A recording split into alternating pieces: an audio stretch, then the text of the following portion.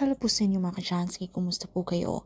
At ngayong araw na ito ay meron naman po tayong bagong ipapahagi sa inyo na kung saan ito po ay mga simpleng paraan para mas lalo pang maka-attract ng good luck na yan sa saping yaman man o pananalapi. So bago po ang lahat mga ka-Chansky, nais ko lang po i-promote sa inyo para po sa mga gusto ng mga pampaswerte sa inyong mga negosyo, sa inyong mga trabaho, sa inyong mga career, o kung kayo po ay mahilig maglaro ng anumang uri ng sugal, meron po tayong pampaswerte dyan. Para po sa mga interesado ay mag-PM lamang po kayo sa akin.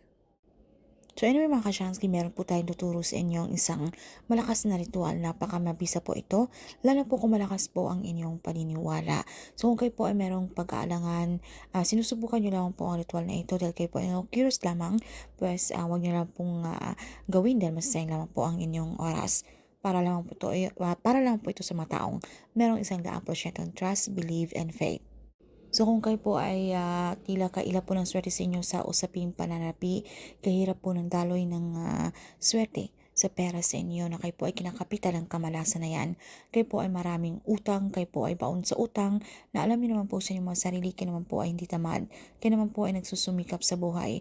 Pero bakit tila kaila pa rin po ng swerte na kung meron po tayong inaantay ng mga perang darating, ito po ay laging nakahang, lagi pong natidelayed. So gawin nyo lamang po ito mga ka-Chansky. So gamit lamang po yung ating perang papel. So itong perang papel kahit magkano pong amount na halaga ang inyong gagamitin ay wala pong problema. At kailangan din po natin ito dito ng baso. So baso at lagyan lamang po natin ito ng kalahating tubig. Okay? Then pagkatapos, isang kutsaritang asukal. So gawin lamang po natin ito sa umaga between 6 to 8 a.m. So maghanap po kayo ng parte sa inyong pamamahay na kung saan kayo po ay komportable. Na pwede nyo pong gawin ang ritual na ito na wala pong mga distraction. Dahil dapat tayo po ay makapag-focus, tayo po ay makapag-concentrate para hindi po tayo huminto-hinto, para hindi po mawala ng bisa ng ritual na ating ginagawa. So ito po ang ating perang papel. So pwede nyo po itong ipatong sa inyong mga lamesa and then i-mix nyo lang po yung mixture natin sa tubig tsaka yung isang kutsaritang asukal and then ipatong nyo po yan sa ating perang papel. And then pwede nyo po itong i-mix, okay? I-mix nyo lang po yung ating mixture habang nakapatong po ito sa ating perang papel.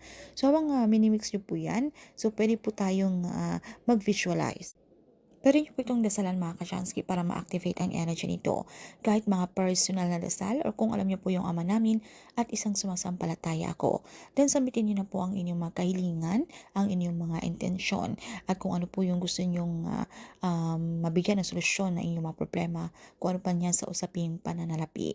So depende na po sa inyo mga ka-Chansky. And then kayo po ay maging positibo.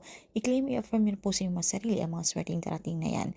Sambitin nyo lamang po yung ating mantra, money will come to me ng 7 beses. Then pagkatapos mga ka-Chansky, pwede po tayong mag-apply nitong mixture na ito sa inyong mga kamay.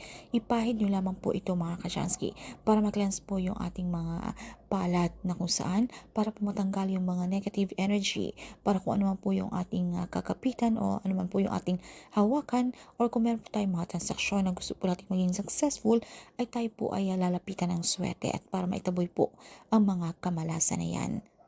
Then itong sobrang mixture natin ginawa, ay pwede nyo po itong itapon sa harapan o sa labas ng inyong mga front door or ng inyong mga main door, okay? And then itong ating perang papel, pwede nyo po itong gastusin, wala pong problema sa inyong mga mahalagang araw or halimbawa pwede nyo po itong ibili ng pagkain ng inyong buong pamilya or mahalagang bagay mga ka-Chansky. Ito pong ating ritual ay ginagawa natin para mas lalo po tayo makatrack ng swerte o magiging magkaan ang taloy ng pananalapi sa ating buhay. So, dapat na malakas po ang inyong paniniwala. Kayo po ay naniniwala dito para ito po ay mag-work sa inyo. And dapat ito po ay samahan natin na aksyon, pagpaplanong gagawin. Tayo po ay mas lalo pa magsumikap, tayo po ay magsipag. Hindi po ibig sabihin dahil meron po tayong pampaswerte, ay tayo po ay mag-rely na lang at wala na po tayong gagawin. Tandaan natin ay nasa atin pa rin po may control at tayo pa rin po ang gumagawa ng ating kapalaran.